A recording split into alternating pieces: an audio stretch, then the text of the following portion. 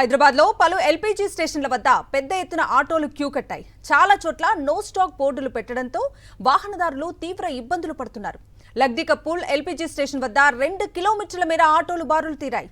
గ్రేటర్లోని పలు petrol బంకుల్లో no stock బోర్డులు దర్శనమిస్తున్నాయి. పశ్చిమాసియా యుద్ధంతో దేశవ్యాప్తంగా ఎల్పీజీ కొరత ఏర్పడింది. దీంతో దేశవ్యాప్తంగా చమురు కష్టాలు కొనసాగుతున్నాయి.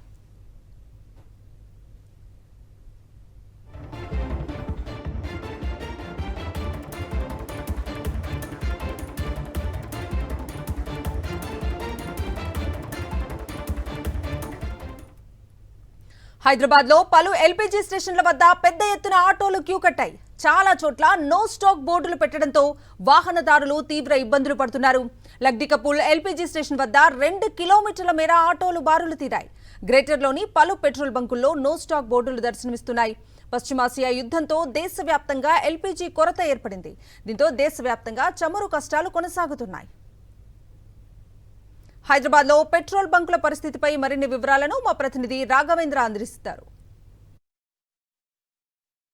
వార్ ఎఫెక్ట్ ఇంకా కనిపిస్తూనే ఉంది. ప్రస్తుతం గ్రేటర్ హైదరాబాద్లోని పెట్రోల్ బంకుల దగ్గర పెద్ద ఎత్తున జనం అంతా కూడా చేరుకుంటున్నారు. పెట్రోల్ డీజిల్ వెహికల్స్ ఫిల్ చేసుకున్న పరిస్థితి, ఒక ప్యానిక్ బయింగ్ మొదలైనట్టుగా కూడా కనిపిస్తుంది. ఏ స్టేషన్ దగ్గర పెట్రోల్ బంక్ స్టేషన్ దగ్గర చూస్తే పెట్రోల్ చూసినా కూడా అదే పరిస్థితి కనిపిస్తుంది. చాలా చోట్ల ఎల్పీజీ సిఎన్జీ కూడా నో స్టాక్ బోర్డులు కనిపిస్తున్నాయి. ఆటో వాళ్ళంతా కూడా చాలా ఇబ్బంది పడుతున్న పరిస్థితి. కొన్ని చోట్ల సిఎన్జీ మాత్రం ఓపెన్గా ఉండడంతో సిఎన్జీ వెహికల్స్ మాత్రం కొంత అందుబాటులో ఉంది. డీజిల్ అదేవిధంగా పెట్రోల్ కోసం పెట్రోల్ బంకుల దగ్గర పెద్ద ఎత్తున చేరుకుంటున్నారు. ప్రస్తుతం మనం నాంపల్లి రైల్వే స్టేషన్ దగ్గర ఉన్నాం. చూడవచ్చు వెహికల్స్ అన్నీ కూడా వస్తున్నాయి. మరోవైపు ఆటోలన్నీ కూడా ఎల్పీజీ గ్యాస్ కోసం వెయిట్ చేస్తున్నాయి. ఈ బంక్ 2 days నుంచి కూడా ఎల్పీజీ స్టేషన్ బంద్ చేసి ఉంది. అయితే ఈరోజు తెరుస్తారన్న ఆశాభావంతో వీరంతా కూడా ఆటో వాళ్ళంతా కూడా వెయిట్ చేస్తున్నారు. చెప్పండి, మీకు ఎల్పీజీ దొరుకుతుందా, సిఎన్జీ దొరుకుతుందా, ఎటువంటి ప్రాబ్లం మీకుంది? एलपीजी दौड़ता ले सर, कम से कम एक 15-20 तो पूरा बंद है और हम लाइन पे ठहरे 1 बजे से इधर खड़ा है, गैस नहीं है। कल आते बोल रहे, बहुत परेशान है। आ रहे जा रहे उधर से इधर रुक रहा, इधर से उधर रुक रहा गाड़ी, बहुत परेशान है आप तो। హైదరాబాద్లో ఎట్లుంది ఓవరాల్గా? హైదరాబాద్లో మీరు మాట్లాడుకుంటారు కదా, ఏమనిపిస్తుంది? మొత్తం స్టార్ట్ చేసింది సార్. చాలా ప్రాబ్లం అవుతుంది గ్యాస్. ప్రతి ఒక్క డ్రైవర్లకి ప్రాబ్లం అవుతుంది. గ్యాస్ ఏడు దొరకలేదు. మళ్ళీ ఒక 20-30 పంపులు తిరిగి వచ్చినాయి. ఇప్పటివరకైతే ఏడు దొరకలేదు సార్ గ్యాస్. మస్తు ప్రాబ్లం అవుతుంది. ఒక నెల నుంచి ఇండి ఉన్నాం మేము. ఏడు అన్నం తింటలేము, ఏం లేదు. గ్యాస్కే ప్రాబ్లం అవుతుంది సార్. Main problem. అన్నం కూడా టిఫిన్ కట్టుకొని వచ్చినాము. ఆ తిన్న ఇంట్లో కూడా ఉపవాసం ఉంటారు సార్. చాలా కష్టం అవుతుంది. भाई सबका प्रॉब्लम यही है, कहीं भी गैस नहीं मिल रहा।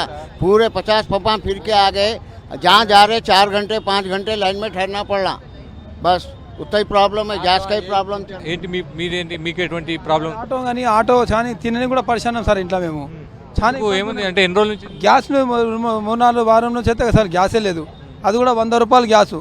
100 రూపాయలు గ్యాస్ పంపించుకుంటే 100 రూపాయలు మాకు దాగు పైసలు కూడా వెళ్తలేవు. మాకు వేరే బంకుల దగ్గరికి వెళ్ళట్లేదా? వేరే పంపులైనా 7 సిటీలు మొత్తం బంద్ ఉన్నాయి. బాదర్పూర్, కిషన్ బాగ్ మొత్తం సిటీ మొత్తం తిరిగి వచ్చినాం. 30-40 పందులు బంద్ ఉన్నాయి. ఇది కుళ్ళుందంటే ఇది కూడా బంద్ ఉంది. రేపు పొద్దున వస్తాడ. ఇప్పుడు నైట్లో ఈయనే వండుకోవాలి. ఇక ఈయనే వండుకొని ఈయనే బంద్ చేయాలి. మేము ఆ పరిస్థితి వచ్చింది ఆటోలో. ఓవరాల్గా అయితే పరిస్థితి ఇది. పెట్రోల్ డీజిల్కి సంబంధించి కూడా చాలా చోట్ల పెద్ద సంఖ్యలో 2 వీలర్స్ 4 వీలర్స్ యజమానులంతా కూడా చేరుకుంటున్నారు. వారంతా కూడా ముందుగానే అంటే ఇబ్బంది వస్తుందన్న ఆలోచనతో హైదరాబాద్లోని చాలా స్టేషన్ దగ్గర పెట్రోల్ బంకుల దగ్గర కూడా ఇదే పరిస్థితి అయితే కనిపిస్తుంది. కెమెరా రమేష్తో కలిసి రాఘవేంద్ర, సాక్షి టీవీ, హైదరాబాద్.